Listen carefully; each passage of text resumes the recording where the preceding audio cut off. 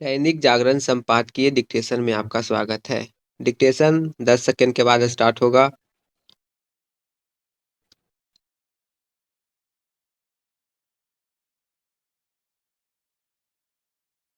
Start. Delhi में digital arrest का भय दिखाकर बुजुर्ग महिला कारोबारी से 7 करोड़ रुपए की ठगी का मामला यही बता रहा है कि साइबर ठग बेलगाम बने हुए हैं। 7 करोड़ रुपए की ठगी के पहले दिल्ली में ही एक एनआरआई दंपति से 15 करोड़ की ठगी हुई थी।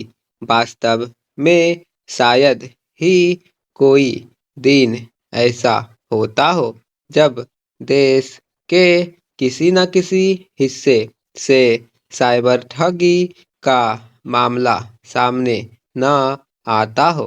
हालांकि साइबर ठग बार बार उन्हीं तौर तरीकों से लोगों को ठगते हैं जिनसे पहले तमाम लोगों को ठग चुके होते हैं, लेकिन फिर भी लोग उनके झांसे में आ ही जाते हैं। इनमें कई तो अच्छे खासे पढ़े लिखे लोग होते हैं। उनके ठगे जाने से यही पता चलता है कि औसत लोग साइबर अपराधियों के तौर तरीकों को लेकर जागरूक नहीं।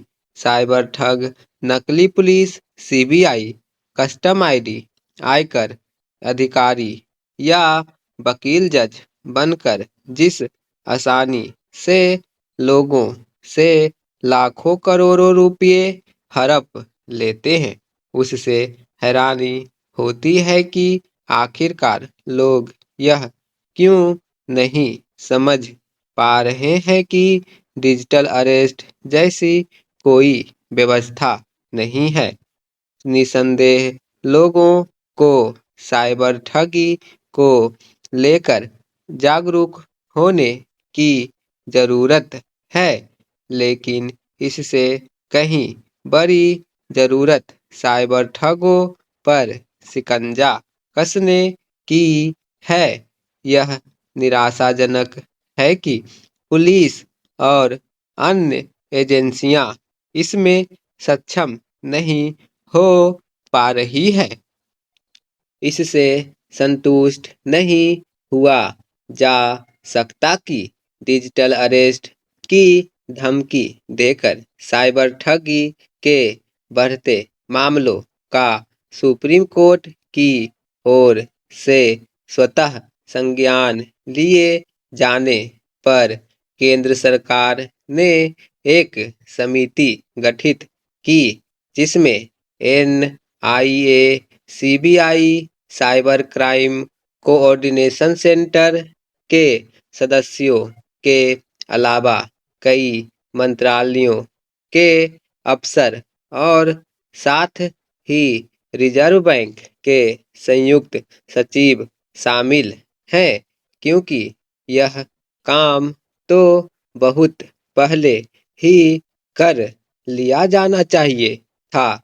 आशा है कि सुप्रीम कोर्ट इस समिति की रिपोर्ट का संज्ञान लेकर ऐसे प्रभावी आदेश निर्देश देगा जिनसे साइबर ठगों पर लगाम लगेगी। ऐसा होना ही चाहिए क्योंकि साइबर ठगी के तहत हड़पी जाने वाली राशि बढ़ती जा रही है। साइबर अपराधी केवल लोगों को डरा धमकाकर ही ठगी नहीं कर रहे हैं, वे निवेश का आकर्षक लालच देकर भी लोगों की गाढ़ी कमाई पर हाथ साफ कर रहे हैं। इससे यही पता चलता है कि वे बेलगाम और बेखौफ हैं। अधिकतर मामलों में वे पकड़े ही जाते हैं और यदि पकड़े भी जाते हैं तो भरपी कई राशि वापस नहीं मिल पाती क्योंकि वह विदेश भेज दी गई होती है। साइबर ठगी पर लगाम लगाने के लिए केवल पुलिस एवं अन्य एजेंसियों को तकनीकी दृष्टि से सक्षम ही नहीं बनना होना होगा बल्कि मोबाइल कंपनियों और बैंकों के काम काज के तरीकों को भी दुरुस्त करना होगा। सरकार को यह समझना होगा कि यदि साइबर ठग बेलगाम बने रहे तो लोग डिजिटल लेनदेन से कन्नी काटने को बाध्य होंगे।